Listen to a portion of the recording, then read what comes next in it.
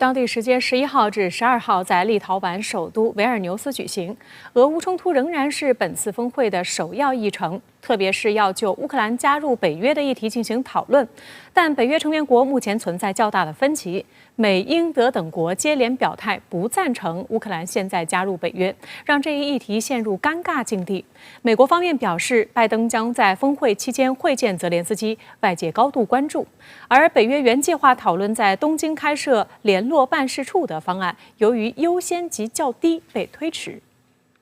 据法新社11号报道，美国白宫宣布，总统拜登将于当地时间12号在维尔纽斯会见乌克兰总统泽连斯基。根据北约发布的活动日程，泽连斯基将于12号出席北约峰会，并与北约秘书长斯托尔滕贝格举行联合新闻发布会。美媒称，乌克兰危机是本次北约峰会的首要议程之一。会议还将讨论乌克兰未来加入北约的途径。泽连斯基10号发表讲话，呼吁北约成员国给出明确信号，确认乌克兰已经成为事实上的北约国家。乌克兰国家通讯社10号报道称，乌外长库列巴当天表示，经过紧张的谈判，北约成员国已达成共识，乌克兰可以绕过北约的成员国行动计划，这也是乌克兰期待已久的决定，将加快乌克兰通往北约的步伐。不过，即便乌克兰能够省略成员国行动计划流程，想要加入北约依然需要所有成员国点头。斯托尔滕贝格同日也在记者会上表示，除非乌克兰在俄乌冲突中获胜，否则不考虑其入约事宜。The most urgent task now is to ensure that Ukraine prevails as a sovereign and independent nation in Europe, because unless Ukraine prevails, then there is no membership issue to be discussed at all. 俄乌冲突发生后，乌克兰一直希望加速与北约的一体化进程，这一问题成为北约31个成员国之间数月来激烈谈判的关键议题。不过，北约内部对于何时邀请乌克兰加入存在分歧。从目前的情况来看，北约东翼国家希望快速采取行动，认为这样可以震慑俄罗斯侵略行为，而美国等国家则提倡采取更谨慎的办法。继拜登日前表示不同意乌克兰现在加入北约之后，英国政府也做出同样的表态。据英国卫报报道，英国首相苏纳克10号与拜登会晤后，其发言人表示，在与俄罗斯的战争正在进行之时，乌克兰加入北约是不合适的。德国政府消息人士也称，盟友之间没有达成共识。德国图片报援引北约内部人士的话报道称，德国政府与美国政府希望一起拒绝乌克兰加入北约的请求。北约一方面，他希望继续通过这种拉拢乌克兰加入北约作为诱饵，来继续鼓动北约加大与俄罗斯的对抗，将俄罗斯拖入这个泥潭。另一方面呢，北约又担心说乌克兰真正加入北约之后，可能会造成与俄罗斯的直接的冲突乃至战争。北约国家不愿意也不敢面对这一现实。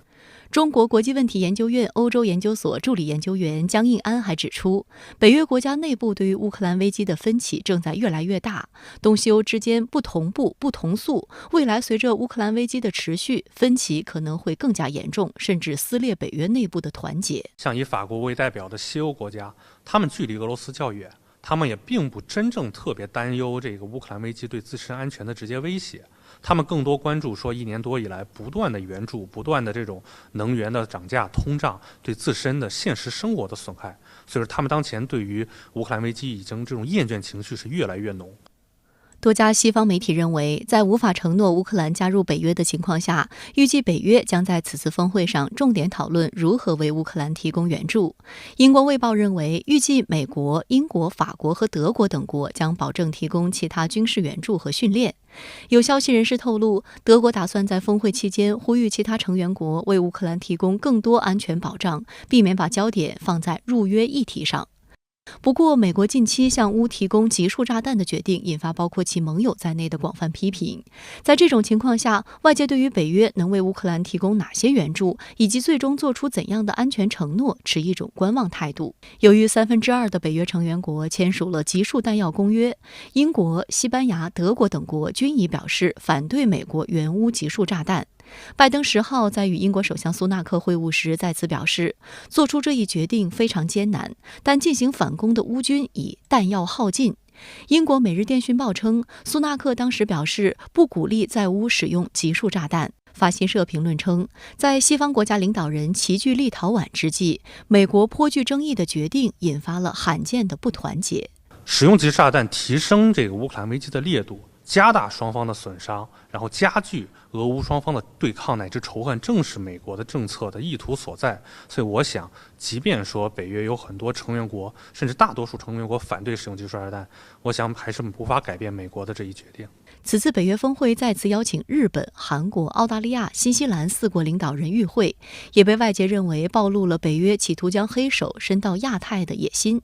2021年，北约制定了北约2030年议程，寻求重振同盟实力，推动新的战略转型，重点转向大国竞争，还提出要积极介入全球事务，特别是印太事务，并将日韩澳新4国定义为亚太长期伙伴。去年，日韩澳新4国领导人首次获邀出席北约峰会。北约秘书长斯托尔滕贝格还多次表示，要在亚太设立联络办事处。此前有报道称，在此次北约峰会上，日本首相岸田文雄将与斯托尔滕贝格举行双边会谈，讨论北约在东京开设联络办事处的计划。有消息人士称，双方将制定新的日本北约安全合作文件及个别化伙伴计划，以在太空、网络安全等领域展开合作。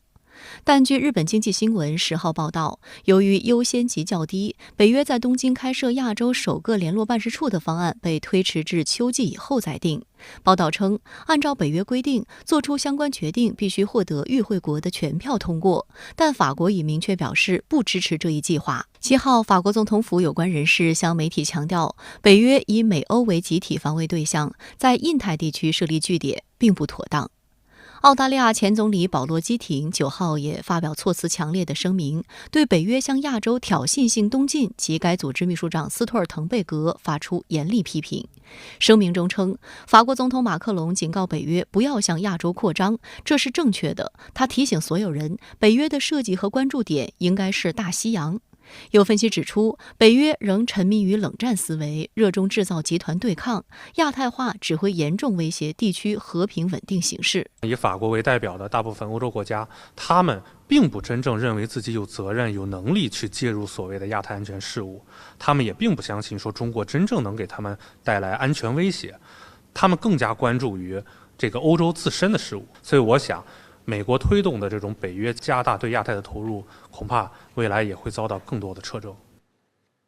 尽管乌克兰的入约之路前途不明，但瑞典加入北约却柳暗花明。北约秘书长斯托尔滕贝格10号宣布，土耳其已经同意尽快将瑞典加入北约的申请提交议会批准。土耳其在瑞典入约问题上为何态度大转变？将瑞典加入北约与土耳其加入欧盟挂钩，能否换来双方的通行证？来看报道。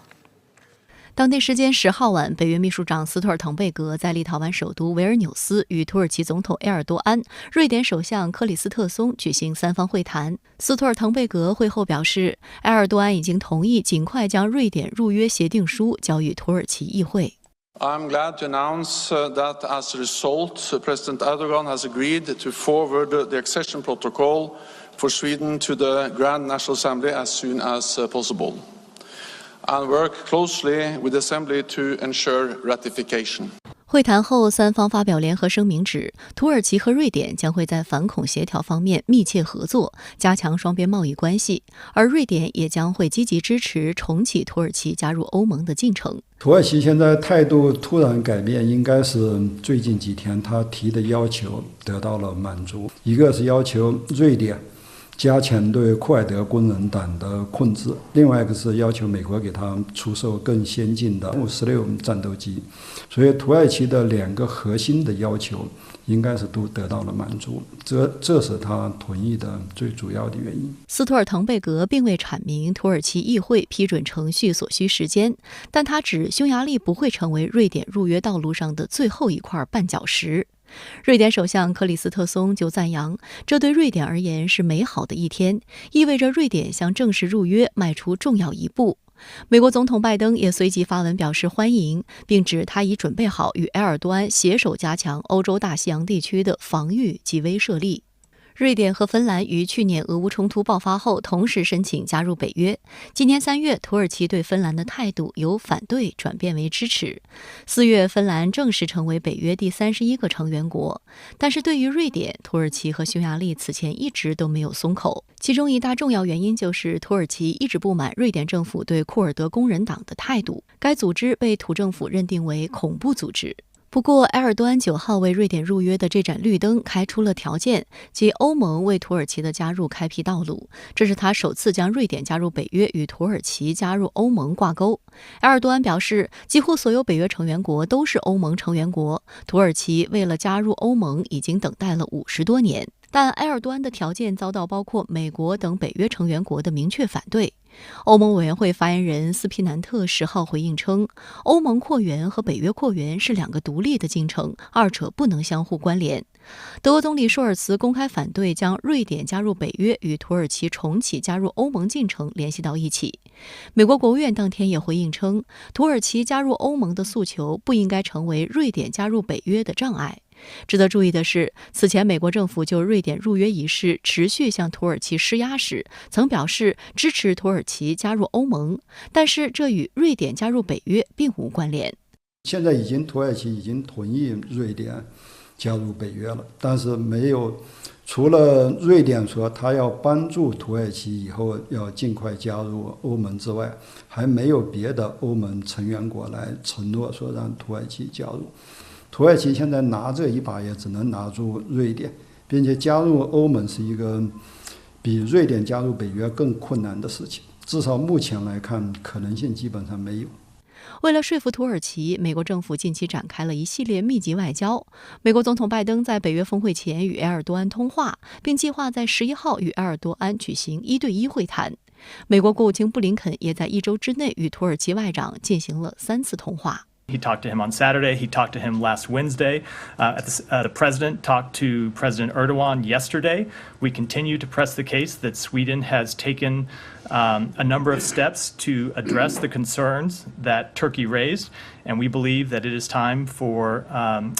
Turkey to support Sweden's NATO accession. 给瑞典开绿灯也伴随着土耳其对俄罗斯的态度的微妙转变。7号，埃尔多安与来访的乌克兰总统泽连斯基会面后表示，支持乌克兰加入北约，并且提出延长黑海港口农产品外运协议。另外，令外界惊讶的是，在未提前通知俄罗斯的情况下，土耳其释放5名亚速营战俘返回乌克兰，且未给出理由。去年3月，俄乌双方在马里乌波尔展开激烈争夺，数千名乌军和亚速营人员被困在亚速钢铁厂，直至同年5月。在土耳其斡旋下，俄乌去年9月达成战俘交换协议。根据协议，5名前亚速营指挥官将被安置在土耳其，直至俄乌冲突结束。对此，俄罗斯反应强烈。俄外长拉夫罗夫当天与土耳其外长菲丹通话，强调了相关行为只能导致负面后果。分析指出，土耳其作为北约成员国，与北约、俄罗斯都有着牢固的经济和军事联系，因此在俄乌冲突后一直奉行平衡政策。但随着美国主导的北约对俄战争的急剧升级，土耳其的平衡政策越来越难以维持。还有观察认为，土耳其这些对北约示好的举动，有可能终结土方自己声称的俄乌冲突调解人的身份。土耳其的政策应该还是继续在西方和俄罗斯之间维持一个平衡，但是平衡并不意味着说在每一件事情上，它跟西方和俄罗斯保持同样的距离。所以最近一段时期，它确实在几件事情上走得跟乌克兰比较近，但是对土耳其来说，对它最有利的，它还是要保持在西方和俄罗斯之间一个平衡，这样才能最大化的来实现它自己的利益。好的，马上来连线特约评论员陈斌。陈先生你好，那么今天呢，北约峰会开幕，乌克兰能否入约是头号关注，那您是如何来评估的呢？主持人好，这次北约峰会呢有3大议题，第一呢是乌克兰入约怎样加盟，何时加盟；第二呢是瑞典入约能推展到什么程度。3呢是日本、韩国、澳大利亚和新西兰4国领导人受邀参会，北约影响力会不会扩展到亚太地区？从目前的进展看呢，瑞典入约基本解决，土耳其呢在最后关头开了闸，北约势力扩大到亚太地区暂时退后，北约呢是否在日本设立联络处，要等到秋季决定。美国、北约和日韩澳新4个亚太国家呀，仍然有推动的愿望，但是呢，这个北约内部有分歧，有待今后观察。最热门的议题，或者说像你说的是头号关注，还是乌克兰入约问题。北约中的东欧国家是希望呢给乌克兰快速通道，起码呢要画出乌克兰加入北约的线路图。但是北约的核心国家如美、英、法、德，则希望呢给乌克兰以色列式的身份，也就是对乌克兰继续提供各种军援，包括今后在出口武器上不设限，但是呢要暂缓决定是否让乌克兰加入北约。一个难解的矛盾是，北约要吸收成员国，一呢是这个国家不在战争状态，二是这个国家的边界已经确立。这2个条件乌克兰都不具备，很难决定是否接纳。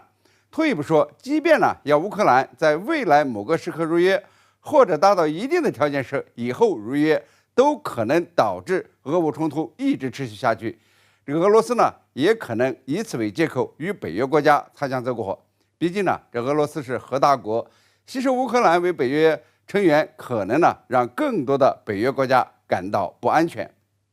因此呢，就乌克兰入约问题，可能的情况是，北约各国呢将加大对乌克兰的军援力度，但不会决定是否接纳乌克兰为成员。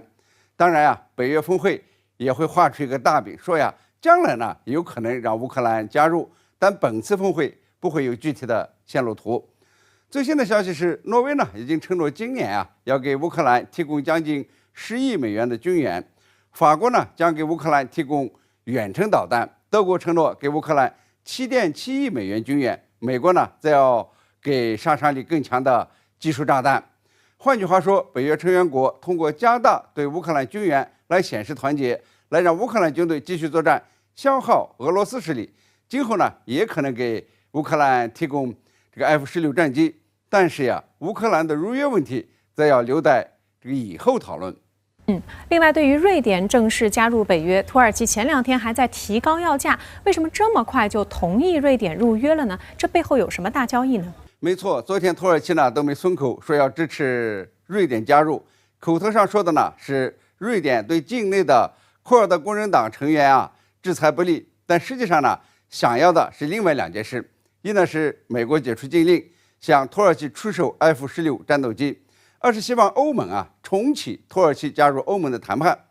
今天呢，北约秘书长宣布，土耳其总统埃尔多安已经同意尽快向土耳其议会提交瑞典的入盟议定书，并与之合作，以确保其得到批准。他还补充称这是历史性的一天。那么这个历史性的一天是拿什么换来的呢？刚刚美国国安顾问这个沙利文宣布，美国支持土耳其这个加入欧盟的想法，拜登总统支持向土耳其交付 F-16战斗机的计划。他还说拜登欢迎土耳其在瑞典入约问题上的立场，还会和埃尔多安总统会谈，在欧洲大西洋地区的防御上加强合作。北约呢在稍后发表的声明中表示，这个瑞典呢将积极的支持重振土耳其加入欧盟进程，包括欧盟土耳其关税同盟现代化和签证自由化等等。就是说土耳其的2个交换条件实现了1个半。美国呢之所以在最后时刻同意给土耳其 F-16战斗机，是因为从战略上讲，芬兰、瑞典正式加入北约，意味着北约北扩，美国胜过了俄罗斯。俄罗斯呢对乌发动特别军事行动，在于遏制北约东扩，但结果是北约进一步扩大，包围了俄罗斯。而就这次的这个北约峰会来说呢，这个瑞典如期的入约，或许呢就是最大的成果。好的，非常感谢陈斌先生。